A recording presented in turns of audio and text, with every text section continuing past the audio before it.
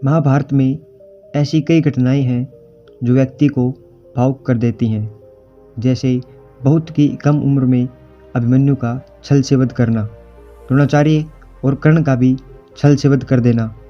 लेकिन यह तो युद्ध की घटनाएं हैं। युद्ध से अलग भी ऐसी कई कहानियां हैं जो हमें द्रवित कर देती हैं। उन्हीं में से एक है इन 5 महिलाओं का उनकी इच्छा के विरुद्ध विवाह होना। हालांकि सत्यवती और द्रौपदी के विवाह की परिस्थितियां भिन्न थी, किंतु उनके अलावा भी 5 ऐसी महिलाएं हैं जिनके साथ जबरन विवाह किया गया था। अगर आप हमारे चैनल पर पहली बार विजिट कर रहे हैं तो चैनल को सब्सक्राइब करना न भूलें। काशीराज की 3 पुत्रियां अंबा, अंबालिका और अंबिका, ये काशीराज की 3 पुत्रियां थीं।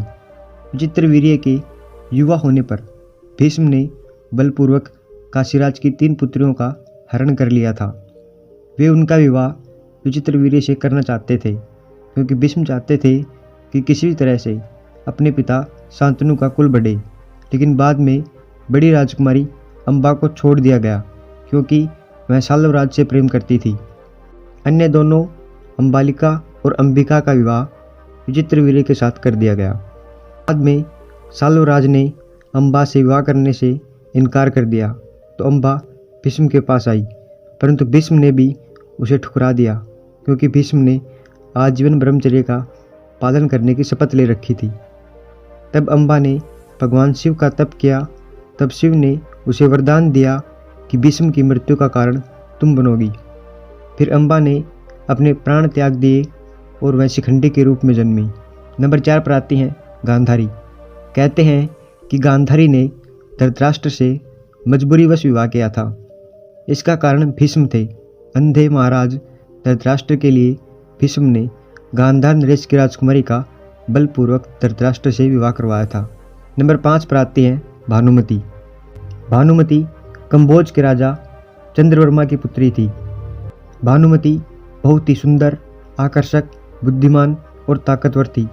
उसकी सुंदरता और शक्ति के किस्से प्रसिद्ध थे। यही कारण था कि भानुमति के स्वयंवर में शिशुपाल, जरासंध, रुक्मी, वक्र, कर्ण आदि राजाओं के साथ दुर्योधन भी गया हुआ था।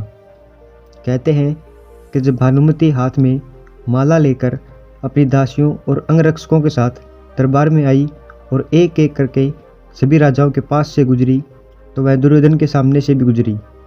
दुर्योधन चाहता था कि भानुमति माला उसे पहना दे, लेकिन ऐसा नहीं हुआ। दुर्योधन के सामने से भानुमति आगे बढ़ गई। दुर्योधन ने क्रोधित होकर तुरंत ही भानुमति के हाथ से माला झपटकर खुद ही अपने गले में डाल ली। इस दृश्य को देखकर सभी राजाओं ने तलवारें निकाल ली। ऐसी स्थिति में दुर्योधन ने भानुमति का हाथ पकड़ा और वह उसे महल के बाहर ले जाते हुए सभी योद्धाओं से बोला, कर्ण को परास्त करके मेरे पास आना। अर्थात उसने सब योद्धाओं को कर्ण से युद्ध करने की चुनौती दी, जिसमें कर्ण ने सभी को परास्त कर दिया। इस तरह दुर्योधन ने भानुमति के साथ जबरन विवाह किया।